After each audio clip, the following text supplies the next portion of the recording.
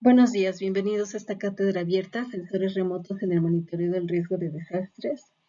Esta es la primera parte de la cátedra, una cátedra ofrecida por la Facultad de Geografía de la Universidad Autónoma del Estado de México, y el día de hoy vamos a platicar acerca de los sensores remotos, una introducción, y también una presentación del quehacer del Laboratorio Nacional de Observación de la Tierra, la NOT. Su servidora, doctora Shanada Antonio Némiga, y el maestro Juan Carlos Garatachea. Esperamos que esta información les sea útil e interesante. Bueno, pues este es el contenido del que vamos a platicar el día de hoy, una presentación de qué son los sensores remotos, un poquito de cómo estos se han ocupado para monitorear las inundaciones y los incendios. Y bueno, comenzamos poniendo esta información en un marco de lo que son las geotecnologías. Las geotecnologías o tecnologías de la información espacial son un conjunto de servicios, dispositivos, ambientes, programas que nos permiten generar información del territorio, transmitirla, procesarla y hacerla útil para los tomadores de decisiones. Por ejemplo, la vocecita en nuestro celular que nos dice da vuelta a la derecha cuando estamos conduciendo y no sabemos cómo llegar a los sitios. Esta es una de las tantas geotecnologías que integra un conjunto de información como es la cartografía digital, los sistemas de posicionamiento global y la inteligencia artificial para dirigirnos a donde queremos llegar, ¿no? La famosísima voz de la española en nuestro celular es una de las tantas geotecnologías. Y estas tecnologías nos permiten generar información, dar soporte a la toma de decisiones, optimizar nuestros recursos y además han dado lugar a nuevas formas de ver la vida en la Tierra que se conocen como paradigmas. Estas geotecnologías han sido utilizadas para tomar decisiones muy importantes, como en el triste caso del 11 de septiembre, cuando se derrumbaron las Torres Gemelas en Estados Unidos. Se utilizaron cámaras térmicas en avionetas para detectar dónde todavía había fuegos activos y no exponer la vida de los bomberos, que lamentablemente suele ser muchas veces un fenómeno, ¿no? Después de que ocurre un siniestro, acuden los bomberos, pero si no tienen la información correcta de dónde todavía hay actividad de incendio o de explosión vigente, pues pueden arriesgar la vida, ¿no?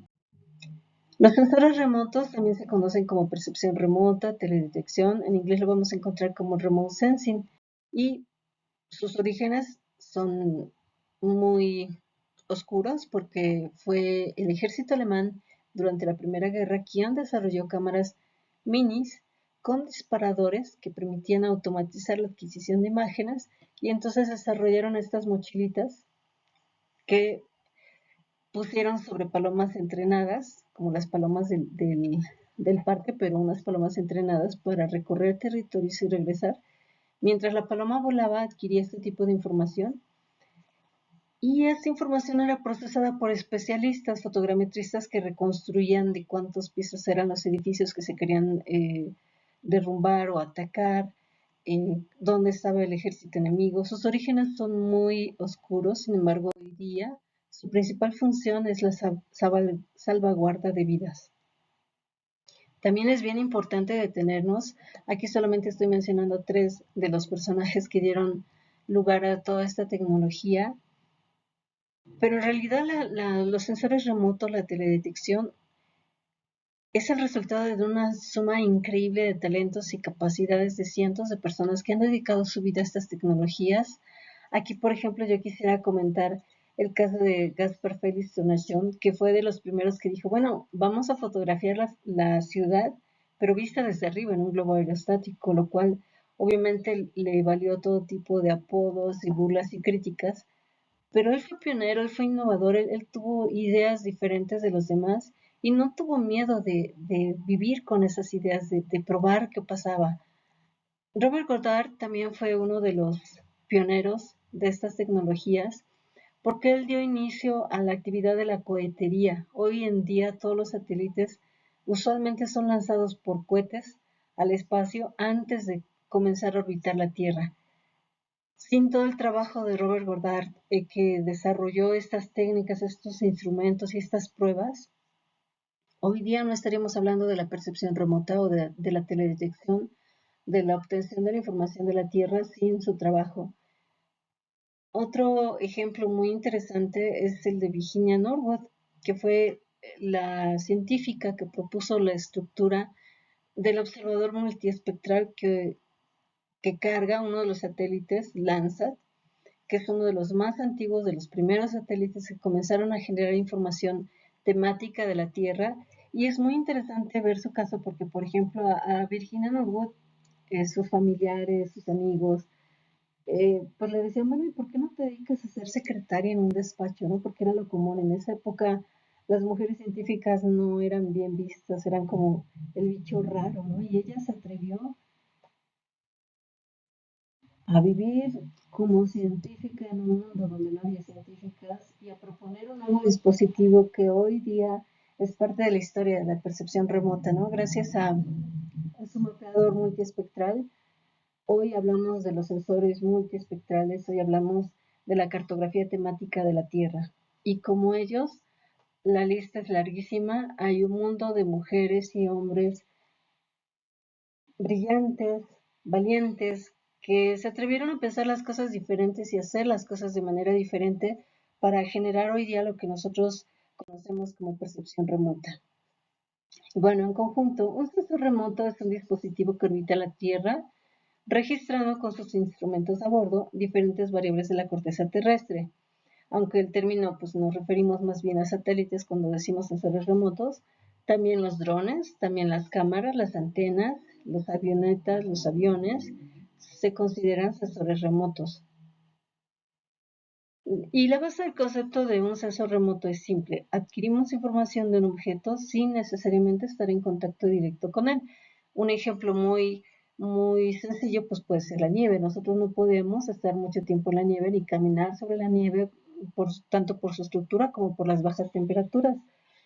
Y lo que hacemos entonces es que usamos instrumentos que a través de las señales electromagnéticas nos responden con una señal que nosotros interpretamos como que eso es nieve. Lo que buscan los sensores remotos es precisamente dar monitoreo a variables basándose en esa respuesta de mediciones electromagnéticas. Es, por supuesto, una herramienta poderosa si se le conoce y se le aplica adecuadamente. Ha sido ocupada para monitorear fenómenos de gran escala como inundaciones, erupciones, cambios de temperatura, emisión de contaminantes. Y sus ventajas son eso, que podemos obtener información de sitios donde no podríamos estar, como la erupción de un volcán, de condiciones que no son visibles ante nuestros ojos, muchas veces en tiempo casi real o real. Y la tendencia actual es de todas las agencias espaciales es poner esta información en la mano del público, en la mano de los usuarios. Esta información tiende a ser gratuita, está disponible para todos. Esta información nos ha permitido avances en las ciencias, en la protección ambiental y la gestión del riesgo. Aquí, por ejemplo, estamos viendo las imágenes de alta resolución de un sensor de muy alta resolución espacial de nombre ICOMOS, antes y después del paso de un tsunami en costas de Indonesia. Por supuesto que por la magnitud del desastre es imposible que una persona ande caminando por ahí entre los materiales y el escombro que deja el tsunami, pero el satélite sí nos permite ver dónde se perdió estos manglares, dónde se perdieron, dónde se erosionó la arena y dónde las casas fueron dañadas. Entonces, el satélite va a ser como un ojo que nos permita ver aquello que nosotros como personas estamos incapacitados de ver. Y les comentaba también, da soporte al paradigma global. El paradigma global lo que dice es que la Tierra es un sistema integrado de sistemas. Lo que pasa en la atmósfera afecta a los vientos, que a su vez afecta a las corrientes oceánicas, que a su vez afectan al clima, que a su vez afectan los fenómenos y los procesos que ocurren en tierra. Entonces, la Tierra deja de verse como un ente fijo y se empieza a ver como un sistema de sistemas que se están interrelacionando entre sí, que están afectándose mutuamente. Esto es lo que reconoce el paradigma global y el paradigma del cambio global. Es decir, la Tierra es dinámica y es un sistema de sistemas. parte de los esfuerzos que están haciendo las agencias por poner a la disposición del público la información es este portal maravilloso que se llama NASA Worldview, EOSDIS Worldview. Ustedes lo pueden buscar así en su buscador, EOSDIS, EOSDIS Worldview.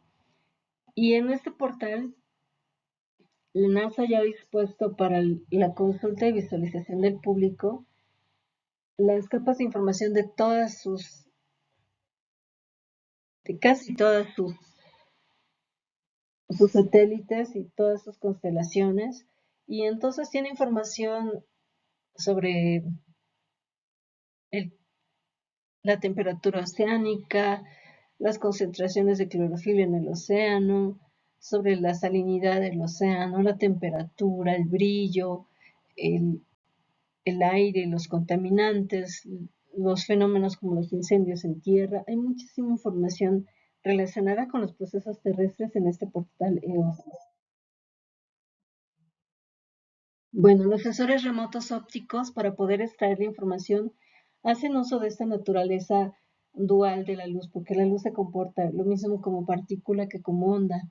Y la luz tiene ciertos fenómenos que son propios de la luz. Y uno de ellos es la difracción. Cuando la luz choca con las pequeñas partículas del agua, nosotros podemos apreciar y disfrutar del arco iris, que es precisamente la difracción de la luz, es decir, su partición en las diferentes regiones del espectro electromagnético. Hablamos de las longitudes de onda, es decir, las ondas tienen diferentes niveles de energía y de intensidad. Y ese es un principio que aprovechan los sensores remotos. Los sensores remotos ópticos necesitan y ocupan la luz del sol. Esta luz del sol pues interactúa con la atmósfera, pero también interactúa con lo que sea que esté en tierra, que son los elementos a medir, y esta información es rebotada al sensor. El sensor en su interior tiene un instrumento que concentra la luz del sol, pero además la dispersa en sus diferentes regiones para poder registrar esa respuesta diferenciada de los objetos en la Tierra. Aquí tenemos un ejemplo muy visualmente claro sobre este principio que ocupa la percepción remota, que no se me ocurre a mí, aquí está el autor. Y bueno, la idea es esta: imaginemos que estamos en un estacionamiento donde hay un auto rojo y un auto azul. Si por arte de magia pudiéramos partir los tres canales en los que nuestra cámara registra la respuesta de estos autos, podríamos partir entonces el canal rojo, el canal verde y el canal azul. Y ese auto rojo en el canal rojo va a tener una respuesta muy fuerte, la estamos viendo aquí, mientras que el azul no. Por eso es que nuestros ojos lo perciben rojo. Y lo inverso va a pasar con el auto azul. En el canal azul, el auto azul va a tener una respuesta muy fuerte que el rojo no. Ese es el principio que ocupan los sensores remotos. Los elementos de la corteza terrestre van a tener una respuesta muy fuerte en ciertas regiones y muy baja en otras regiones, lo que nos va a permitir distinguirlos.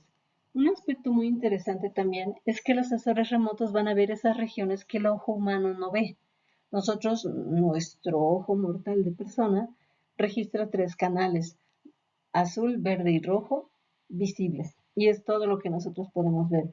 Hay otros animales que ven otras regiones, y gracias a los sensores remotos, gracias a que ellos incorporan otras regiones que no son visibles al ojo humano, nos dan información muy valiosa y esencial para entender los procesos de la Tierra. Aquí, por ejemplo, vemos un campus de una universidad de Estados Unidos. Este es un ejemplo de libro de texto. Y vemos cómo nosotros, los humanos, si estuviéramos en un helicóptero por allí arriba de ese campus, veríamos que pues aparentemente todo es verde, el pasto, los árboles, todo es verde, y diríamos: ¡ay, qué bonito pasto tiene ahí en el interior del estadio! Sin embargo, cuando el satélite lo observa en la región del infrarrojo cercano, que va más allá de la región visible, vemos que el pasto de verdad y los árboles de verdad tienen una respuesta muy fuerte en el infrarrojo que el pasto sintético del estadio no tiene. Y este tipo de información es lo que nos permite en los sensores remotos generar cartografía temática. El principio clave de los sensores remotos es precisamente la respuesta espectral. ¿A qué nos referimos con esa respuesta espectral? A ese comportamiento específico en regiones que tienen los diferentes elementos de la corteza terrestre. Por ejemplo, los suelos descubiertos son vistos desde un satélite, son sumamente brillantes, brillan muchísimo y entonces en todas las regiones tienen una respuesta muy alta, pero es particularmente alta en la región del infrarrojo de onda corta. El agua, por ejemplo, tiene una respuesta alta en la región azul visible, por eso es que nuestros ojos ven azul el agua, baja en todas las demás regiones, en el rojo visible, en el infrarrojo cercano y en el infrarrojo de onda corta prácticamente desaparece. Y la vegetación tiene una respuesta muy característica. En la región visible es únicamente alta su respuesta en la región verde, por eso es que nosotros vemos a la vegetación sana, la vemos de un color verde, porque en los otros canales visibles no es fuerte su respuesta. Y lo que nosotros no vemos, que el satélite sí, es que particularmente la vegetación tiene una respuesta muy baja en el rojo visible, pero en el infrarrojo cercano se dispara altísimo y esta diferencia entre infrarrojo cercano y rojo visible es lo que permite que distingamos la vegetación de cualquier otro elemento. Para poder ampliar un poquito más nuestro conocimiento acerca de estos sensores, les recomiendo mucho este texto, se llama Satélites de Teledetección para la Gestión del Territorio, está en español y es muy accesible. Bueno, ¿hasta dónde hemos llegado con esta tecnología? Primero, como les comentaba, esta tecnología es el fruto del trabajo de cientos y cientos de personas que han invertido su vida en desarrollar estos dispositivos, estos sistemas, todo este tratamiento de datos. Eh, pues hoy nosotros somos beneficiarios de todo ese desarrollo tecnológico que hace 3 generaciones no existía. O sea, la generación de mi abuelo soñaba con ir a la luna o leía a Julio Verne e imaginaba los viajes en el espacio, pero nada de eso era una realidad todavía. Todo era parte de un sueño que llegó muchas décadas después, ¿no? Y hoy día nosotros somos beneficiarios de esta tecnología. Hoy nosotros podemos monitorear nuestro clima con sensores de muy alta resolución, tanto en tiempo como en el espacio. Aquí, por ejemplo, estamos viendo una imagen que es el huracán Matthew que arrasó Haití y estamos viendo el sensor GPM de la NASA.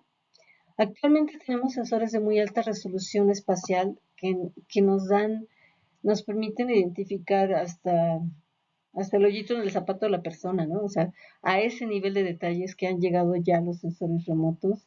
Inteligencia, ejército, hace uso de ese tipo de sensores que ya permiten con la adquisición de un sensor hacer detección facial y decir, sí, sí es esa señora la que no pasó por el registro, ¿no? Ese tipo de tecnología ya existe y estamos hablando de sensores de muy alta resolución espacial, de mucho nivel de detalle, pero eso no es el único tipo de sensores que existen. México, por ejemplo, cuenta con el Servicio Meteorológico Nacional que se apoya, los científicos del Servicio Meteorológico Nacional se apoyan en los datos que genera el sensor GOES 19 de la NASA, y es un sensor que así como ahorita estamos platicando, ya generó 2 imágenes de cómo está la nubosidad, la temperatura, la dirección de los vientos en la Tierra. El sensor GOES está proveyendo de información cada 15 minutos y pues eso nos permite, sobre todo a los expertos en el clima, pues dar una previsión muy asertiva de para dónde se están desplazando las masas de nubes, hacia dónde se están dirigiendo los fenómenos meteorológicos.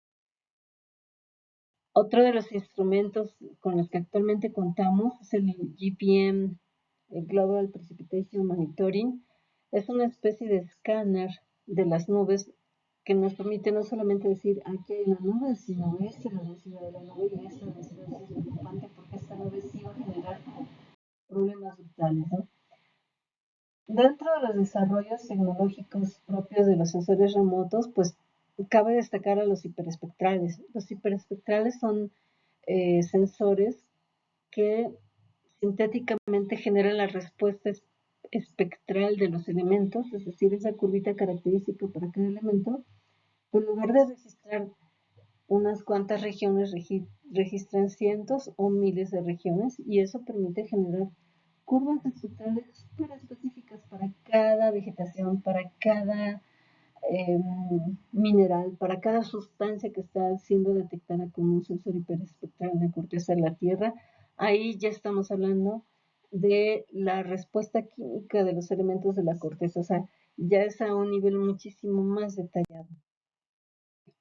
Y bueno, en términos de tiempo, les decía, la constelación Landsat, la familia de satélites Landsat, cumple ya en esta década 50 años de observación de la corteza de la Tierra, lo cual si ustedes revisan, por ejemplo, si ustedes buscan en su buscador time lapses, van a poder ver transiciones hermosas de los cambios de uso del suelo en diferentes puntos de la corteza terrestre.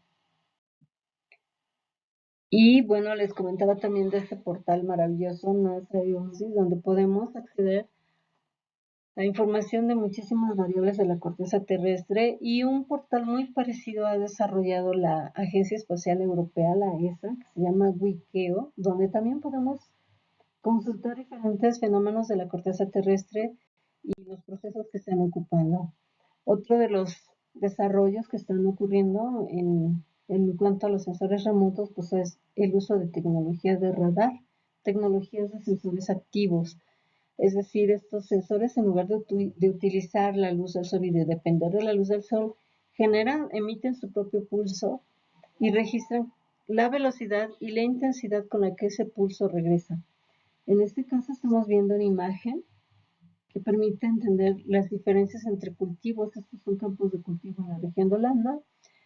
Y esta segunda imagen es un compuesto de color de las mismas imágenes, pero con fechas diferentes, y entonces podemos ver dónde es que ha ocurrido un cambio en la intensidad de la señal, y sabemos que entonces a lo mejor ese cultivo ya fue barbechado. Un aspecto muy importante de las imágenes satelitales es que aquello que nosotros vemos en las pantallas, al final del día son números, son arreglos matriciales, arreglos de columnas y de renglones, donde el número que está ahí, el píxel, el número digital que está ahí en el interior, pues corresponde a la respuesta que está registrando el sensor.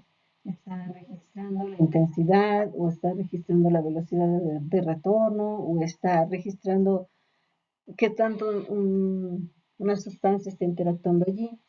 Y esto pues nos permite precisamente analizar esos valores. O sea, todos sabemos que un número se le puede multiplicar, restar, dividir, exponenciar, correlacionar, y eso nos ha permitido pues interpretar fenómenos y generar servicios de inteligencia, es decir, proveer información, por ejemplo, en el caso de la vegetación, decirle a los agricultores dónde el valor del NDVI, que es un indicador sobre la vigorosidad, está alcanzando sus valores más bajos. Entonces, en la medida que nosotros podemos entender cómo se comportan esos valores, en este caso estamos viendo un ejemplo de las avalanchas. Para poder explicar la posibilidad de que una avalancha ocurra, podemos integrar la intensidad de la luz solar, la magnitud de la inclinación de la pendiente, la profundidad de la capa de nieve, la forma en que el relieve está expuesto a la luz del sol. Todos esos factores nos permiten en conjunto tratar de explicar la probabilidad de que una avalancha ocurra. Es decir, cualquier fenómeno que nosotros podamos analizar espacialmente con imagen satelital, entender cuáles son los factores, las variables que condicionan, bajo qué condiciones específicas ese fenómeno se presenta, estaremos en condiciones entonces de tratar de predecirlo, es decir, tratar de anticipar su ocurrencia, ¿no? Entonces, en nuestro estado, pues ese es un tema que tiene que ser abordado y explorado con mayor fuerza. Y bueno, vamos a ver un poquito cómo los sensores remotos nos pueden ayudar a monitorear este riesgo hidrometeorológico.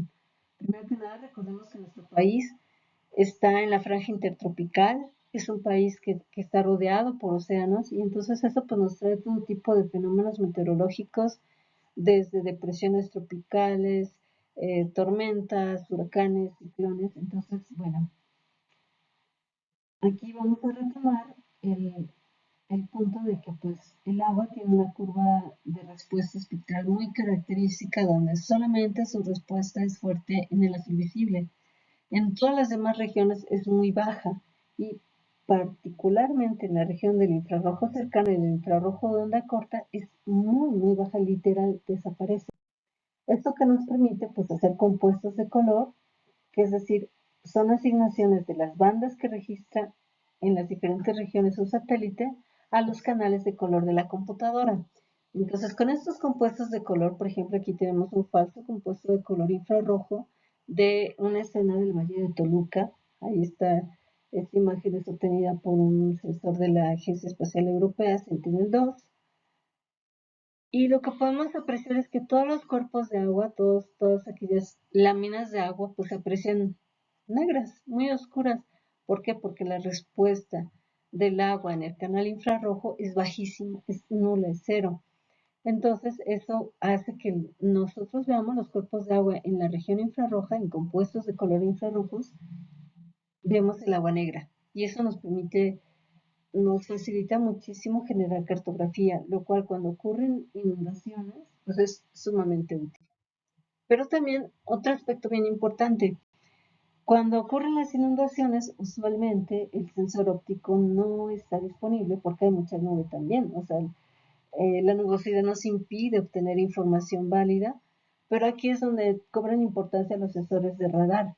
Aquí estamos viendo un radar Sentinel-1 de la Agencia Espacial Europea y estamos viendo cómo los cuerpos de agua, en el caso de radar, también se aprecian oscuros, porque radar observa lateralmente y emite su pulso, y entonces ese pulso cuando toca un cuerpo de agua se comporta como si fuera un espejo, rebota en el sentido contrario, y entonces la señal ya no regresa al satélite, y lo que nosotros observamos cartográficamente en la imagen, pues es una imagen negra. Y eso nos favorece mucho la cartografía de regiones inundadas. Es el principio que más se ocupa para generación de cartografía de zonas inundadas. Y bueno, con esta respuesta tan característica, tanto de la región infrarroja en los sensores ópticos como de la respuesta en sensores de radar, pues actualmente ya existe visualizadores como este, el Global Surface Water, que es un visualizador que precisamente aprovechando todo el historial de imágenes que ha generado Landsat en los últimos 50 años, analiza dónde hay agua, dónde esa agua se ha mantenido siendo agua y dónde esa agua ha cambiado a otra cosa. Entonces, este es un portal muy interesante que les recomiendo revisar. Aquí tenemos, por ejemplo, en Ciudad de México vemos cómo hay cuerpos de agua que pues han estado casi siempre presentes y otros que solamente son temporales cuando están muy fuertes las lluvias, ¿no? Y bueno, en el caso muy particular de las inundaciones, que es uno de los principales problemas de gestión del riesgo en nuestro país, pues existen diferentes herramientas. La Facultad de Geografía, vamos a platicar el último día de esta cátedra acerca de estos vínculos y estas interrelaciones con otras instancias académicas. Bueno, la Facultad de Geografía se suma a este grupo de trabajo que se llama EOTech, es un grupo de observación de la Tierra y en estas como parte del trabajo de este grupo, podemos encontrar algunas herramientas para monitoreo de las inundaciones. Y vamos a comentar un poquito esta herramienta que es GLOFASS. Bueno, existe un programa que es el Programa de las Naciones Unidas, que también ha puesto a disposición del público una serie de prácticas recomendadas, es decir, secuencias de procesos o códigos que permiten generar cartografía de buena calidad sobre procesos, en este caso de las inundaciones. Hay prácticas recomendadas para hacer uso de las imágenes de Sentinel, como las que les mostraba. Y también han compartido el código en una plataforma que se llama Google Earth Engine y que permite a través de códigos generar cartografía de sitios específicos Ya existe un código para investigar el impacto de las inundaciones siempre que tengamos la información antes del evento y después del evento y con imágenes de radar. Bueno, este programa de un Spider forma parte de las acciones que desarrolla Naciones Unidas en su programa para asuntos del espacio exterior, que obviamente tiene como prioridad los objetivos de desarrollo sustentable. Y bueno, uno de los objetivos de desarrollo sustentable es contar con sociedades resilientes, es decir, sociedades que estén listas para atender cuando este tipo de fenómenos ocurren, y en parte de eso, pues juega un papel muy importante la información satelital. Este es el programa, un Spider, es un programa para hacer uso de esta información, para gestionar desastres y dar mejor respuesta en casos de emergencia. Nosotros como facultad formamos parte de la red Cosmos, que es un poquito lo que vamos a platicar el viernes, que es una red latinoamericana para atender ese tipo de desastres, haciendo uso de la información satelital.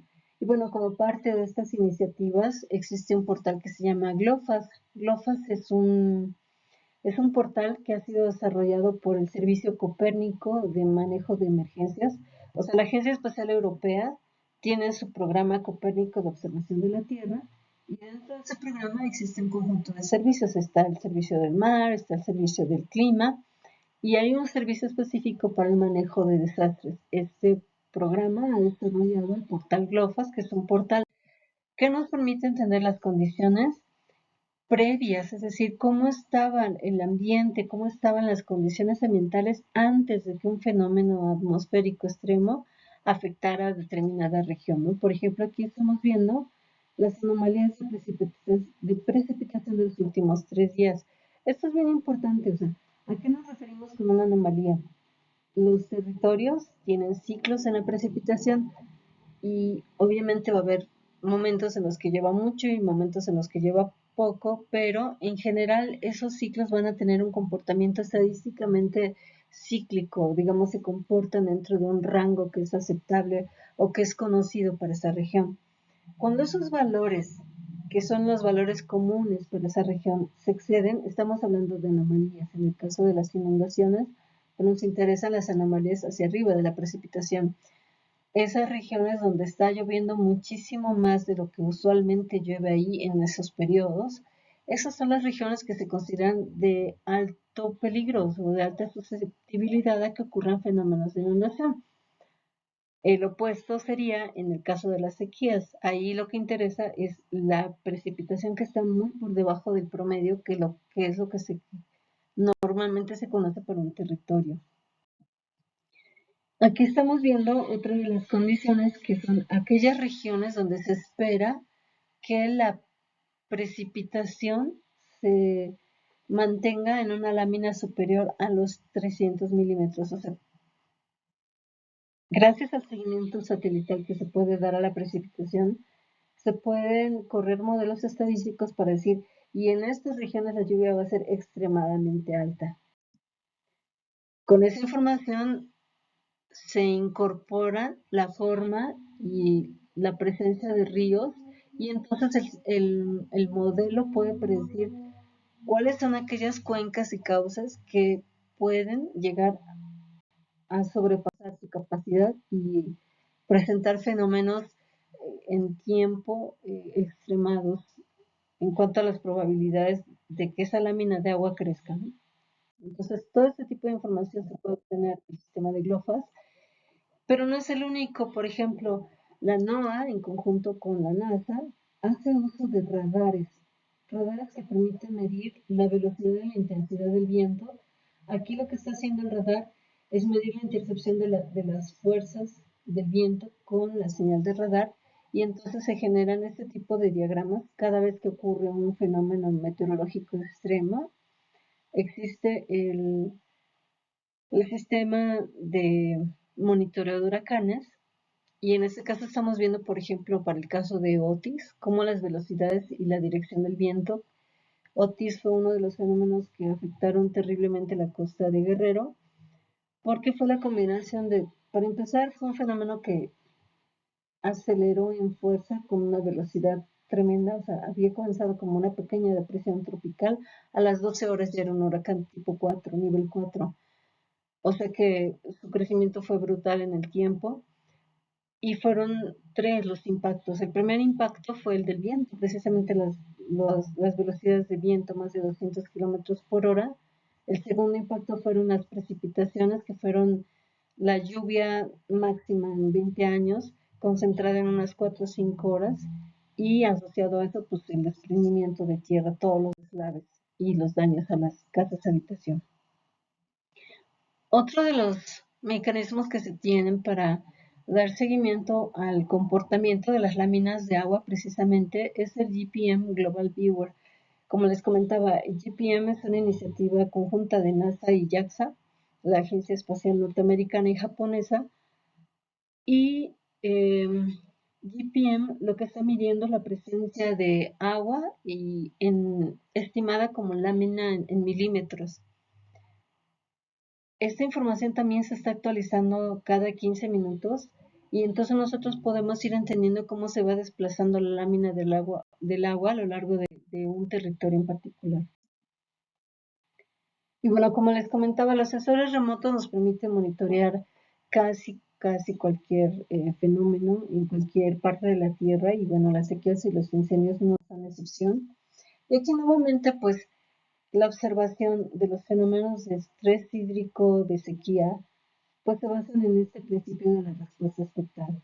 Cuando un arbolito está sano, cuando un arbolito tiene cloroplastos y está feliz haciendo la fotosíntesis, usualmente recibe la luz solar roja y la absorbe y no refleja casi nada. Por eso es que nuestros ojos ven verde al arbolito.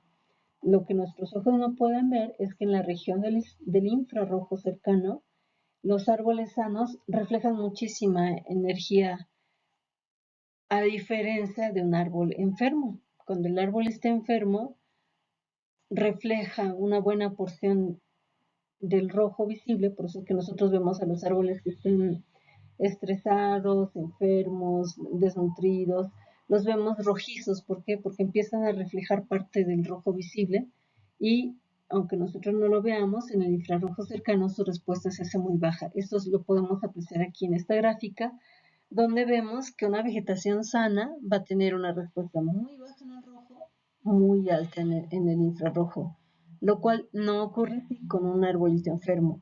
Un arbolito enfermo va a tener una respuesta alta en el rojo y no tan alta en el infrarrojo. Entonces, si nosotros vemos los valores, pensemos que este es un valor 100. Si yo divido este 100 sobre 10, pues el resultado de esa división va a ser un valor alto, positivo, mayor que 1. En cambio, si yo divido dos valores que son muy cercanos entre sí, lo más probable es que yo obtenga una fracción de esa división. Y eso es el principio en el que se basa el índice de vegetación, el NDVI, que es uno de los índices más ocupados en percepción remota para decir aquí hay vegetación sana y aquí no.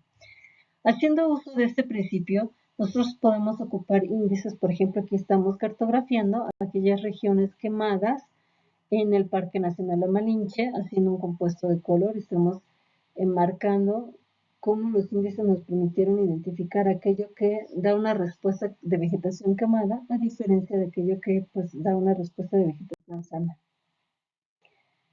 Con estos índices y cuando contamos con sensores como Sentinel-2, que son sensores multiespectrales que registran muchas regiones del espectro electromagnético donde se expresan estos fenómenos, podemos monitorear el estrés hídrico desde el espacio. Aquí, por ejemplo, tenemos un índice. Este es un portal maravilloso también, es un portal de la Agencia Espacial Europea que se llama Copernicus Browser. Mis alumnos ya están hartos de este portal porque los torturo con este portal muy seguido, pero de verdad es un portal maravilloso que te permite observar cosas increíbles sobre los procesos de la Tierra. Y en este caso estamos observando el índice normalizado de diferencia de humedad. Lo que nosotros observamos aquí es que en tonos azules están las regiones con alto contenido de humedad y en tonalidades rojas y rojas oscuras aquellas regiones con un bajo contenido de humedad. En este caso es el Valle de Toluca lo que estamos observando, y lo que estamos observando sobre todo es el estrés hídrico de las plantas herbáceas y arbustivas en este periodo, ustedes saben que en estos últimos 10 días en el Valle de Toluca hemos tenido calores extremos, poca precipitación, y todo esto lo está reflejando la vegetación herbácea, porque además viene de un proceso de invierno muy seco y frío. Entonces, lo que estamos observando aquí pues es que las hierbas en nuestros valles tienen muy poco contenido de humedad, lo cual, por cierto, los hace muy susceptibles a que ocurra un incendio. Por eso debemos ser muy precavidos actualmente en evitar las fogatas y las quemas. Aquí tenemos otro instrumento que es el Global Wildfire Information System. Este es un desarrollo conjunto tanto de NASA como Copernicus porque integra los datos de la Agencia Espacial Europea con los datos de la Agencia Norteamericana. Y, por ejemplo, aquí podemos ver que satelitalmente, dado que los satélites miden temperatura, miden precipitación, miden contenido de humedad, o por lo menos proxies de estas variables, podemos ver que existe ya un sistema que nos permite entender el riesgo, la peligrosidad de que ocurran los incendios. Aquí estamos viendo el índice de clima, clima de susceptibilidad de incendios. Y aquí, por ejemplo, estamos viendo que hay ciertas regiones del país donde ya las condiciones de baja precipitación, alta temperatura, mucho estrés hídrico, pues están ya prendiendo así como que poquitos rojos de aguas por ahí, porque ahí ya pueden comenzar la temporada de incendios. Y bueno, en conjunto, estamos viendo ahorita una animación del Nevado de Toluca vista en un compuesto infrarrojo, precisamente hecho con el Copernicus Browser. Y lo que estamos observando aquí como estas manchitas negras son las zonas que se van quemando a lo largo del tiempo en los alrededores de la parte más elevada del volcán. Y bueno, como les decía, nosotros somos beneficiarios de esta era de avances tecnológicos. Actualmente ya podemos ver dónde está ocurriendo el fenómeno, con qué frecuencia, con qué intensidad, dónde repite. Nosotros podríamos estar respondiendo muchísimas más preguntas sobre los fenómenos territoriales. Lo que necesitamos, bueno, primero es pues, construir las capacidades que nos permitan aprovechar esta herencia para gestionar mejor nuestro territorio. Necesitamos construir las sinergias, los trabajos conjuntos entre todos los que estamos involucrados en la gestión del territorio. Bueno, las imágenes en su mayoría han sido desarrolladas por NASA por esa y pues estamos a sus órdenes en la Facultad de Geografía para cualquier información adicional y pues es un placer saludarlos. Gracias por su atención.